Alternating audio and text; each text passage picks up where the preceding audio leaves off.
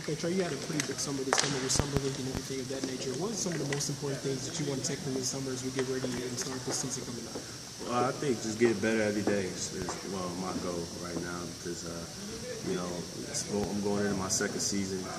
Obviously, we want to have a better year than we had last year. So, I'm trying to just work on weaknesses right now and turn them into strengths going into the preseason. How is the combination of you and Dante Exum? How has that kind of worked out for you at Summer League? What were some of the things that you learned about his game?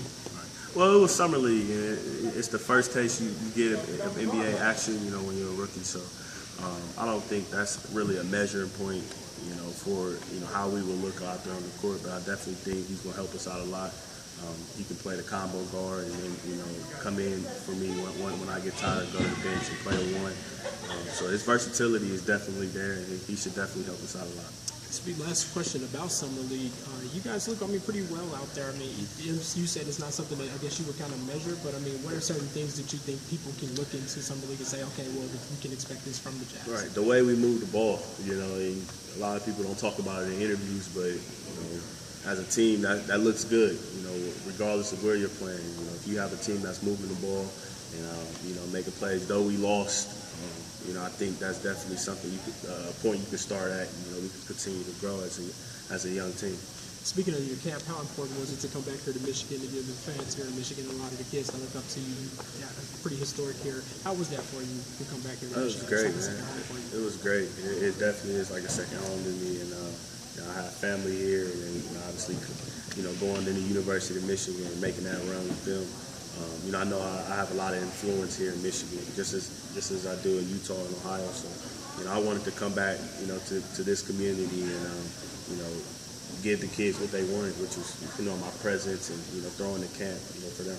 This draft, did you get a chance to speak with Nick Stauskas and I guess give him any kind of advice about what it's like being a rookie? Right. I didn't get to speak with Nick a lot, man. People don't understand, like, going into a rookie season is probably like the busiest summer that any life, like anyone's life.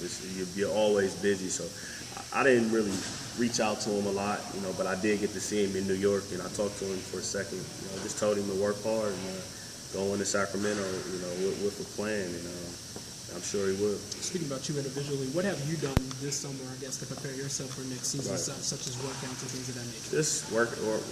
Just doing something every day, man. Staying in shape, I think that's number one, and then getting stronger, physically and mentally.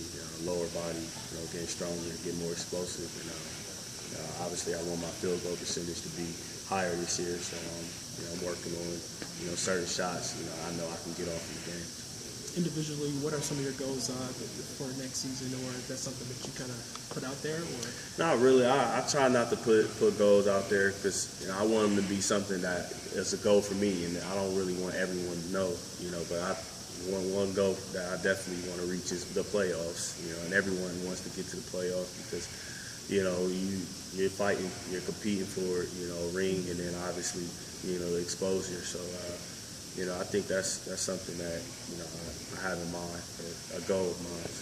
Last question: what would you do differently this coming season, your sophomore season, than you did your rookie season, and why? Just moving past games. As a rookie, you're emotional because it's a new league. You're playing with grown men, and you're gonna have some big nights, and then you're gonna have some bad nights. It's kind of like how my season was. I'll have some not bad nights, but I wouldn't shoot the way that I know I could shoot the ball, and you have to be able to move past a 30-point game and then move past a 2-point game. So, consistency is probably the word I'm looking for. That's something you spoke about a lot last season when I was interviewing you about overcoming adversity. Is it the same mentality coming into next season, understanding that you may face adversity? Right. Absolutely.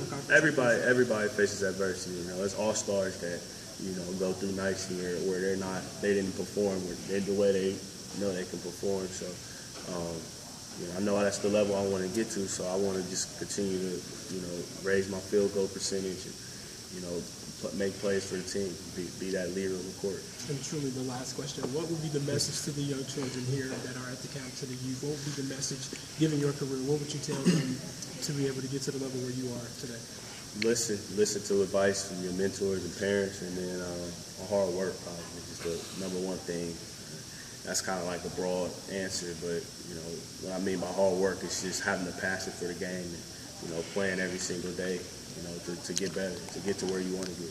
All right, I appreciate it, sir.